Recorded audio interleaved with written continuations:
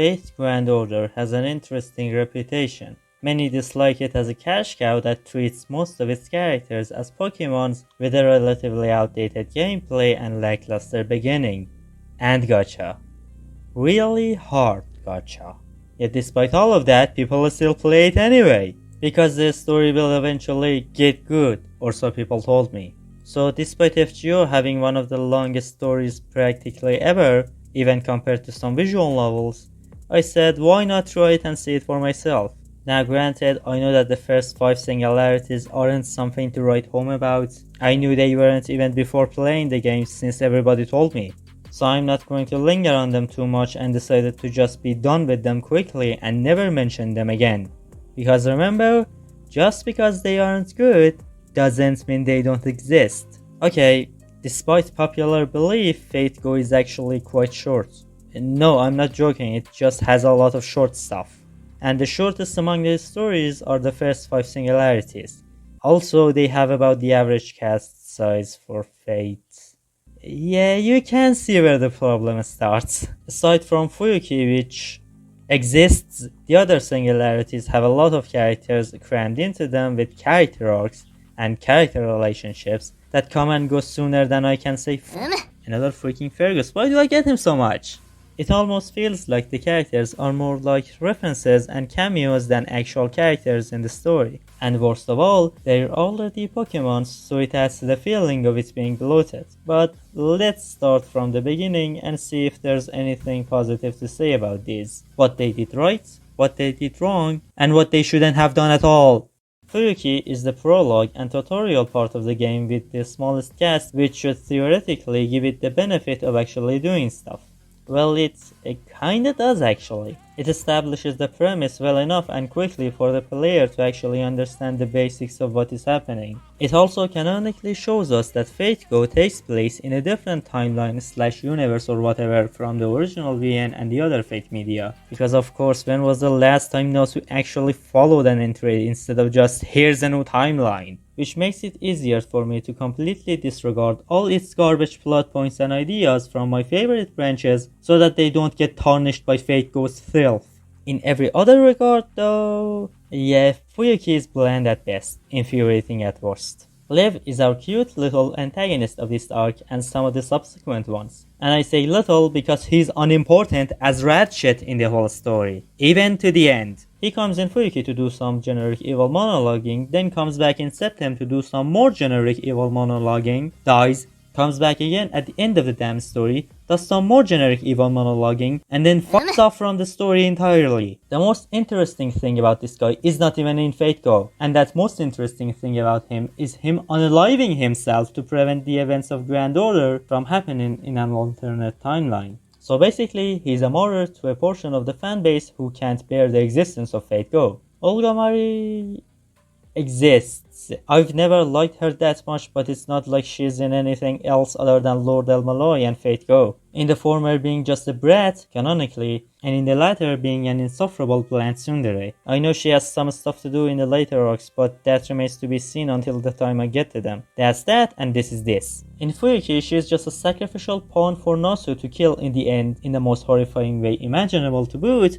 to establish the antagonist as a threat and set high stakes. Basically, she's a shock value meatbag. If you can't get how pissed I am at one of my favorite franchises using an overused cliche from my most hated stories, then I guess I didn't sound pissed enough. Her tsundere tendencies don't go beyond surface level stuff either. She's actually kind and caring deep down, but because of her environment and status, acts tough. There is great potential for her character being explored, but well, she's practically just a cold meatbag for the next 8 singularities and 5 pseudo-singularities. So I just have to wait for when she actually gets jack shit screen time and exploration. Ku is there, other Fate servants are there.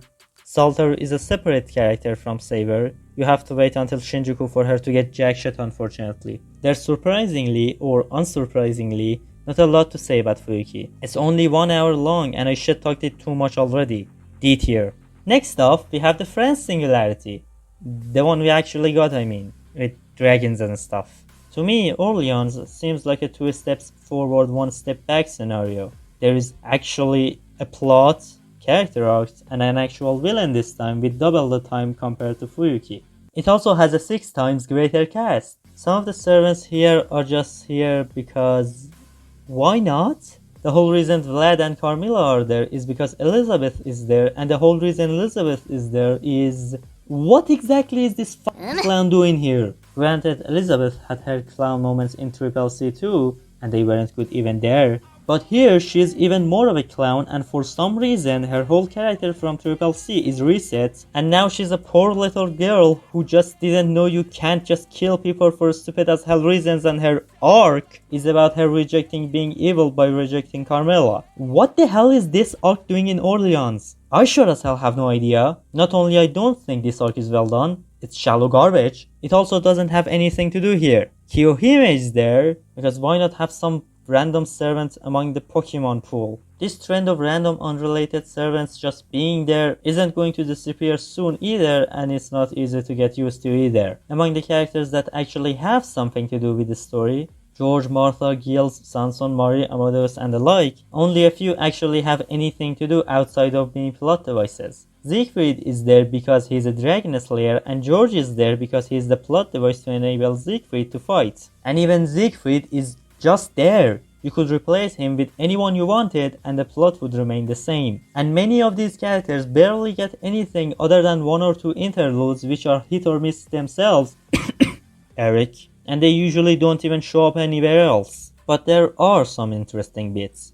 I especially like Amadeus as a character and his effect on Mashed Potatoes arc. His dynamic with Marie and Sanson, while not the best thing ever, is also interesting. Him being the kind of person who doesn't like humans that much and thinks they're filth, and instead devotes his life to his art and music is quite refreshing too, among a myriad of goody two-shoes characters with less personality than a cardboard. He's not exactly a good guy as much as he just isn't a bad guy. And we know how Fate Go's character lineup usually goes, don't we? As long as you're on the protagonist's side, who gives a f if you're a cult of religious fanatics or puppets killing children because my boss said so? Or practically a genocider who frequently gets used as a propaganda piece? You're all okay, don't worry about it. I appreciate Amadeus greatly, and I would have said he alone carries this arc. But well, fortunately there's also another saving grace in here among all the pile of garbage. Jolter, of course, is the other best thing to come out of this arc. She might even be the best thing to come out of the entire Phase 5 Singularities period. And no, not just because she's hot, but I didn't mean her specifically.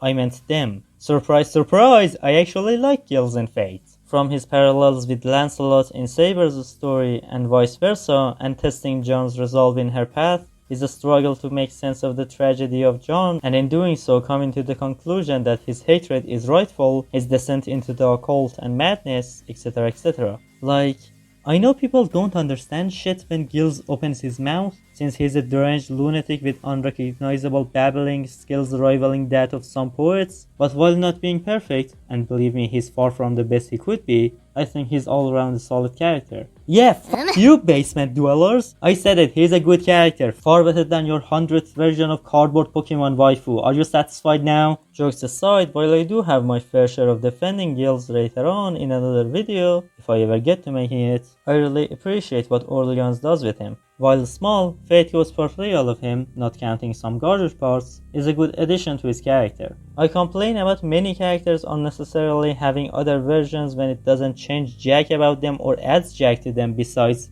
oh look, it's another swimsuit waifu we already had, despite Lubu and Heracles not getting jack and not saying jack because they're trapped in the least versatile class.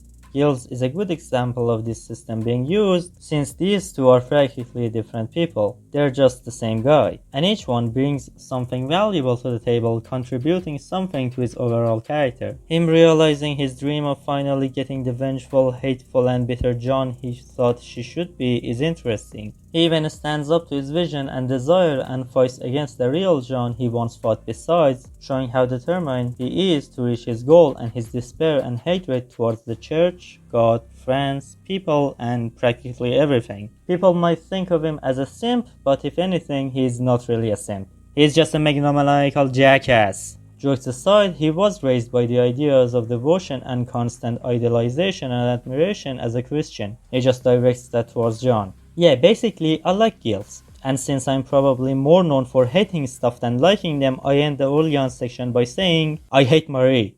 She's awful. She sucks. Be here.